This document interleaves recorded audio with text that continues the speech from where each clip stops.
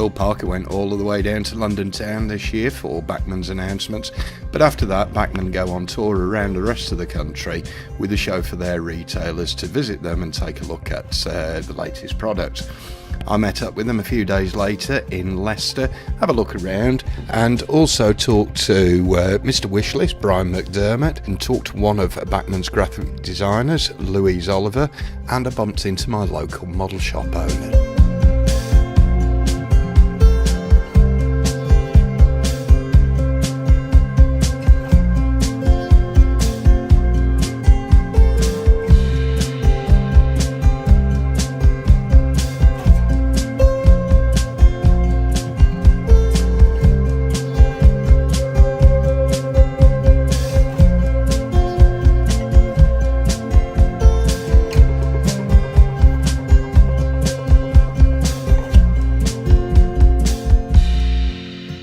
Phil always finds something that's a little bit offbeat.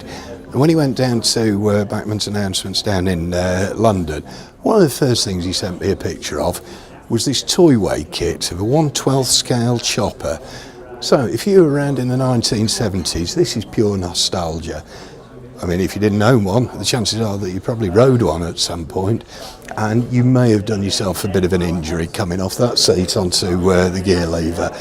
I mean, it looks really quite small as you stand here as an adult next to it, but they really were an iconic item from the 70s. So as we say, a 1/12 kit that will be available under the Toyway brand, retailing at $14.95. I think I'll have one of those.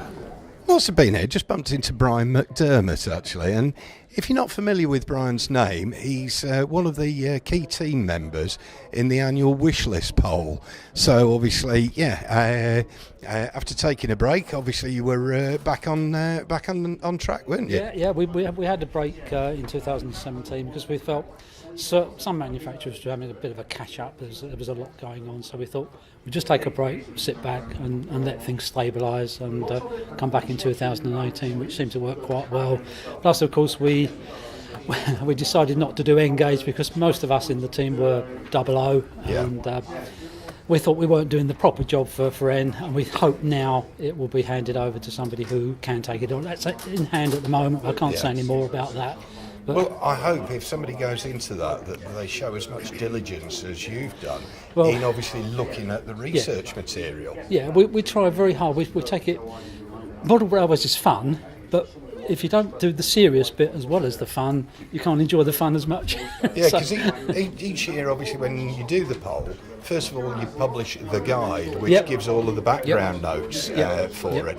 And that's actually a great reference source that people should retain a copy of. We hope so, because there's a lot of detail in there. Some of it is from our own personal knowledge, some of it is obviously from standard publications.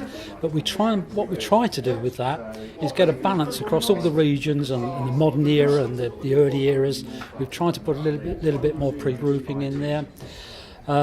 Just try to get a whole balance across the range. So it's partly our own personal experience. I mean, a lot of us come from the train spotting era, late 50s, early 60s, which is, I would guess, probably still quite the most popular era. I know there's quite a lot of small yellow panel stuff here, but there's still a lot to be done in the steam era at the moment, I think. So we put a lot of. It's a 10-week review schedule we put into that. So there's a lot of work goes into that every year. And obviously, manufacturers do look at the output, what the result that come out of it, and take it into account with their other research methods that they go. Yep. So we've got these items which are high polling continually that are there, and then you get something that swerves around the back of it. We obviously can't account for, like, Oxford Rail announced the big rail-mounted gun. Well, would that be within our parameters? Probably not. There are hundreds of things that you could list. We reckon you could list 30,000 items. Yeah. But then, where do you start? You know, it's all we can say. What we hope is that what happens in the Wishlist poll reflects what people like Richard and Bachmann and Hornby and all the others are getting through their own research. Yeah. So, you know, we're not trying to. It's not really a lobby group. It puts a little bit of empirical data behind how many people would be interested in such and such. But also, there are debatable points in there. with regard to, obviously you have a general cut-off date of about 2000 Yep. as to if anything was made before that, Yep. that people could, if you like, vote to see it actually updated. Yeah, we have considered moving the date forward. Yeah. It hasn't moved yet Yeah. because there are certain things that would come into our bracket that probably people wouldn't want to vote for anyway. They're so Yeah. good. So it's a debate. We always plan to move forward a year in 2020. We're not Yeah. quite in 2020, so Yeah. It's Remains on- to be it's on- seen on that, but there are still some very good models that were produced before 2000, Absolutely. and also Yeah. there's been some lemons since 2000. We never take the view if there are obvious lemons, as you say. We don't judge. Yeah. If we judge, somebody say, "Oh, but that's not right. It was Yeah. all right. This was correct with it." So we've always taken the view of year 2000. That's it. Yeah. So, but it's always on the. So it's okay. So it's narrow. It always goes on the agenda. We've not done it But yet. if you listen to everybody, they'd have you doing polls, not only for N-gauge, but we've been through the industrials, they'd have you doing O-gauge, Yeah. S-gauge, and so on. It just makes Yeah. life terribly difficult for Yeah. us. If people want to do an O gauge, And I know as a team you put an awful lot of time into it, and that is all unpaid volunteer time. Absolutely. Solely because you're interested in the we're, hobby. we're not affiliated to anyone. As you know, you and I work closely in the mechanics of the pole, but Yeah. we're not intrinsically involved with Warners or BRM. It's Yeah. just you do it on your own time. Yeah. We do it in our own time as enthusiasts for the benefit of the community. And it's that part of the thing, doing things for the wider hobby. Yeah. But just focusing on you for a moment, I'm going to put you on the spot now and ask you for your top 3 items that would be on your wish list. Top 3 items. That's a hard one. I've got 200 in my list that I would Yeah. make. Very, very hard. And I honestly I can't. Given another 10 minutes, I'd come up with it. But Yeah. no, it's. Tell you what you should do. You should go and read that guide and have a Yeah. think about it. Yeah. We've said many times before that Bachmann is far more than just the model railway side of it, and particularly with the kits that are available through their stockists as well. This year's an important year. It's the 75th anniversary of D-Day, which would have been 6th of June 1944. And within the range there's quite a few items, particularly landing craft, etc., which are useful items towards if you're doing any diorama scenes for that. But there's a fantastic collection of boats and aircraft within the range that are targeted towards the 75th anniversary of D-Day. This is absolutely magnificent. So 1/32nd scale, a Lancaster. And I believe most of them are actually sold out now, but there was certainly an early limited edition model which also included a clear fuselage, so you could actually build it with all of the interior detail visible, and it's a fantastic kit. And I've got to say, he's massively impressive when you look at the wingspan across there. Total wingspan 972 mil. So around about 3 foot, so you need plenty of space to put that one out. One thing that we've never really touched on before when we've talked about Bachmann is the artwork, all of the work that goes into creating the liveries on the models. And I'm here with Louise Oliver. And Louise, you've been around the business quite a while, haven't you? Even from I have, Metal Nipper. yeah. Well, my mum and dad have always worked in the warehouse for a very long time. I mean, I must have been less than 10, I think. I was trying to remember now how old I must have been. But they'd bring me in on the school holidays, and we'd be drawing upstairs, me and my little brother, Yeah. while my mum and dad are working, and then obviously we'd go home at the end of the day with them. And it's like, I've been working there a little bit since I was less than 10, so... Yeah, nice, yeah. Plenty of experience. Yes. So obviously you'd got a knowledge of the business, and Yeah. years later you're working here and you've put your studies to use, Yeah. and use of Illustrator and Photoshop, as you were saying. Yeah. And through to, obviously, they're really quite complex subject matters that you do get Yeah. into. So where do you start? Let's say we get the line drawings from Hong Kong. Yeah. And it's just a black and white thing. I mean, usually there's obviously like colours, like there's like a white colour behind it, so that makes it just a little bit simpler for us when we're doing all our selections and everything, trying to get the right colours in the right place. Yeah. But yeah, it just gets very interesting Those from there. colours, I mean, obviously it's a very exact thing Yeah. that you're trying to recreate. And if it's something contemporary like this, one of the models that you've worked on, the Northern Bell, you can at least go to the owners and saying, what colour, what paint did you use? Yeah. And do something with it. But that's a lot more difficult with historical subjects, isn't it? Yeah, it is. I mean, with our black and white photos, and it's just like, what is that colour? Yeah. You can only get so much from a shade. Yeah.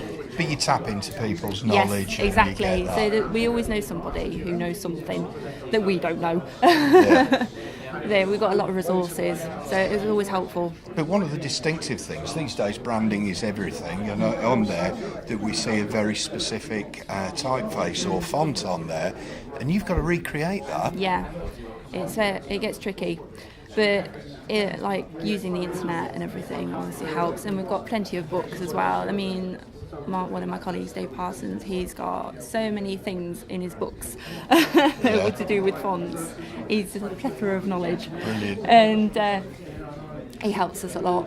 Yeah.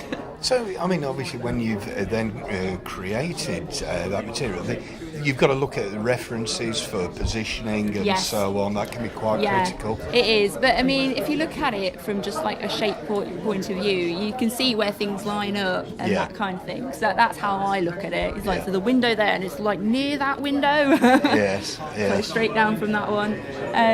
But yeah, it's all sorts of things like that, really. It must be a tense moment for you when you see a decorated sample come back from Yeah, China. it's so great to see Yeah. it, especially like because I really did enjoy doing that Northern Bell, especially Yeah. when I did it in the double O. Right. Because I mean, I did the double O before that one, and I was just really pleased with it because it's just such a pretty livery. It is, yeah. It is very attractive. But I find a lot of the much earlier pre-grouping liveries of interest, and you've got complex crests that you've got yeah. to try and recreate and things like that. See, before I started, because I've only been there for about 4 years doing the actual job that I'm in now, as being my graphic designer and everything, they've already drawn up, like within my department, the crests and everything. So it's really easy peasy when we need them now, Yeah. like the BR crests and everything like that. Yeah. So it gets a lot easier because the more we've done, the easier it is along the line. Yeah. Just getting things done, and then we know what we're doing then, Yeah. kind of thing. But also as well, once a product is actually in production, the actual creation of the livery is a complex process, obviously in the factory as well, the Yeah. decoration, be it from obviously masking and spraying, Yeah. then you've got the tampo processes Yeah, for so- the more detailed Yeah, stuff. I mean, like with like the complex crest, we have to think about the process. Like, I was trying to think which one I did like a year or so ago. It was quite a complicated crest, and I had to think about the layering of the order of like what they had to do. The base colour, I Yeah, suppose. what order Yeah. would be best for them. So you got to think about it from, to make it easy for them as well. It's all well and good just putting it on the paper, but then it's like, oh wait, how can they do that kind of thing. So there's a lot of thought process when you're doing like these complicated crests kind of thing. Obviously, like a basic font, obviously that's quite simple. The previous version of the birdcage coaches, that was quite a complex livery, early crests and so on. And I think that there were 4 or 5 different colours in every single number that was actually on the body side of the coaches. Yeah. So, fantastic work when you get into it. Yeah. But I mean, you can see obviously where the money goes, obviously into the processes, and things like the Southeastern Chatham Sea class that we've got there. Again, a very complex livery, and it does come at a cost premium because of the amount of processes that are in there, and also the potential for rejection at the production stage, obviously where they fall out as well. Yeah. But also as well with contemporary liveries, that you have to get approval from the loco or stock owners as well. Not just for the usage, but for them to approve, obviously, what those samples actually, or how they've turned out, and how good it looks as well. So it's a little bit easier with the older ones in that context. It does get a bit complicated with newer things. Anyway. The channels to go through. Well, thank you very much for that insight into all that. right. So it's all part of the bigger process, isn't Yes, it? it is. But I've got to say, the standard of decoration on Bachmann products over the years has been fantastic. We'll do our best. You're playing a good part in that, so thank you very much for what you do for us. You're welcome. And obviously the main reason for these events is for Bachmann to actually come out into places where it's accessible for their trade customers and retailers to come and see them and take a look at the range. So I bumped into my local toy train pushers, and that's Mike and Steve from Top Trains in Stafford. So you've had a chance to have a look around at the range for this year. So what's grabbed your attention? The scenic side of things, the field grasses and the static grasses and the range there. It's exciting. It's again. It's. It's interesting that you weren't drawn to shiny new locos. You actually picked out something which is a practical day-to-day bread and butter usage for customers. And you do have a good range of scenic products in the shop anyway. So now you've got to find space for some more. Exactly, but it's a good range. The static grass is, people find it daunting, but what they're doing, it's so easy to use. It's going to be easy for us to demonstrate the product because it's all there as a kit. The grass gun itself looks like a very interesting development. They've obviously taken the basic unit that various other players sell and have improved on it, which is a nice idea. The flower detailing is a lovely touch, especially with the multiple colours, so you're not buying lots of bags of different colours. You can buy one pack and they're all there for you.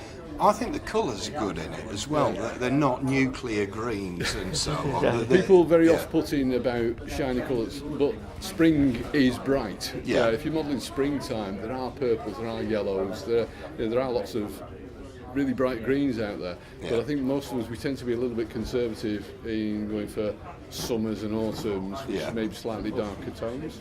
And the subdued tones they've got there are good, and the bright yellows there for gorse, etc. Look very good. Possibly the only thing that's slightly missing, maybe some longer weeds, things like brambles and that kind of effect, where we're still. Yes, static grasses is a wonderful idea, but a lot of embankments, for example, have got more weeds on them. And so sort of scruffy hedgerow is quite a difficult effect to model. It's a shame that maybe they've not quite identified. So it'd be a useful addition to the range. But I know you've got some stuff in the shop anyway, which things does like do that. rubberised horsehair and things like that, where you can provide the bulk. And again, the colours that you've got there can add that finishing touch, and it look really good. Now, one thing I have got to say though, that when you get back and you've got your little black book on the desk, stick me down for one of the little baggerlies in yellow and some of the wagons as well. So, the 009 range looks fabulous. They've now done the buildings as well. These will go. So the quarry buildings that they're doing, which will tie in with the quarry Hunslet, you do get a mishmash of buildings, and these fit together quite nicely to actually make up a bit of a range, don't they? You can put them together as you want. You've got the wee chimney there, which is very nice. So you've got the ability to have a sort of loco repair shop if that's what you want to do. You've got your goods receiving. The only thing you might look at, there's no materials transfers. The classic model is 009 offloading to standard gauge. So maybe they've missed something there in terms of materials handling. But having said that, this is where your scratch building comes in. Now, just a bit about the shop. I mean, you opened what? How long ago is it now? 6 years? 6 years. November 2012. So you've done 6 years. The shop size has doubled. Certainly the stock has more than doubled from when you started off. And then some. But you have got not just the latest ready-to-run releases. You've got a lot of consumable modelling items. We've got in excess of 7,000 items in the shop now. Right. To the point where we are wondering where we're going to put the next lot. But hey-ho. We've got a full range. We try and cover it so that you've got everything from your train set onwards. Everything that you need to build a model railway we've either got or can get. Yeah. That's what we're aiming to do. But it's been interesting. I mean, everybody's doom and gloom at times about the hobby. And you've seen competitors obviously cease trading. So it's changed your catchment area over the 6 years as well, hasn't it? It has. And you pull people right out of the West Midlands and down from Staffordshire, Cheshire, across from Shropshire, and even out here as far as this side, in the East Midlands. 30 miles at least, people will travel to us. We are the local model shop now for the North Birmingham area.